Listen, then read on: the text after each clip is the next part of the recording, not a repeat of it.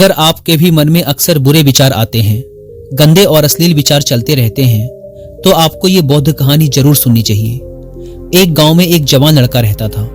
वह बहुत परेशान था क्योंकि उसका मन उन्हीं चीजों के बारे में सोचता रहता जिसके बारे में वो नहीं सोचना चाहता था।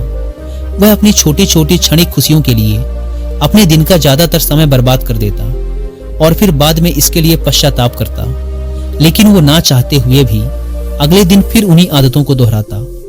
वह अपने माता पिता का अकेला लड़का था।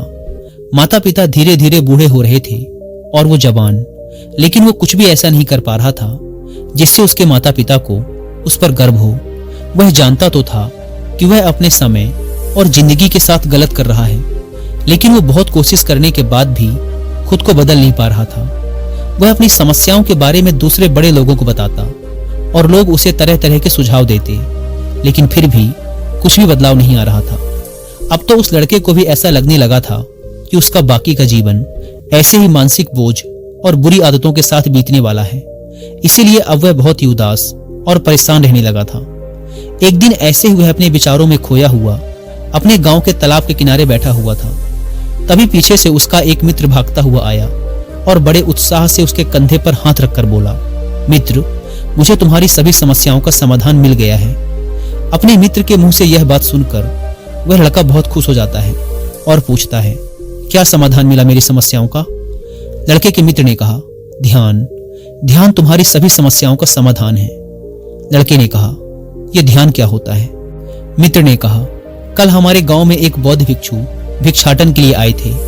गांव के सभी लोग उन बौद्ध भिक्षु से अपनी अपनी समस्याओं का समाधान पूछ रहे थे, तो मैंने सोचा कि मैं भी तुम्हारी समस्या का समाधान पूछ ही लेता हूँ। तो मैंने उन बौद्ध भिक्षु से अपने मन को काबू में करने का तरीका पूछा।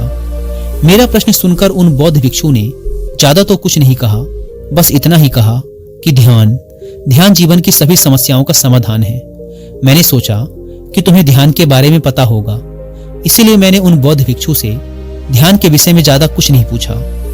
अपने मित्र की बात सुनकर उस लड़के ने कहा, मुझे उन बौद्ध भिक्षु से मिलना है। वह लड़का और उसका मित्र बौद्ध भिक्षु को ढूंढने निकल पड़ते हैं। बहुत पूछताछ और खोज मशक्कत के बाद उन्हें वो बौद्ध भिक्षु बगल के एक गांव में एक पेड़ के नीचे ध्यान करते हुए मिलते हैं। वे दोनों उस बौद्ध भिक्षु के पास जाकर बैठ जाते हैं और उनकी आंखें खुलने का इंतजार करते हैं। थोड़ी देर बाद जब बौद्ध भिक्षु अपनी आंखें खोलते हैं तो वो उन्हें प्रणाम करते हैं और कहते हैं, आपने ये तो बता दिया कि ध्यान जीवन की सभी समस्याओं का समाधान है, लेकिन आपने ये नहीं बताया कि ध्यान है क्या? बौद्ध भिक्षु ने कहा, ध्यान क्या है इसको मैं शब्दों में समझा पाऊं इतनी मुझमें सामर्थ्य नहीं, लेकिन अब क्योंकि तुम लोगों ने प्रश्न किया है तो मुझे कुछ ना कुछ तो बताना ही पड़ेगा। तो सुनो, ध्यान का मतलब है ना कोई प्रश्न, ना कोई उत्तर, ना कोई विचार और ना ही कोई भावना। यह एक ऐसी स्थिति है जो हमारी वास्तविकता से हमारा परिचय करवाती है। इस स्थिति में पहुंचकर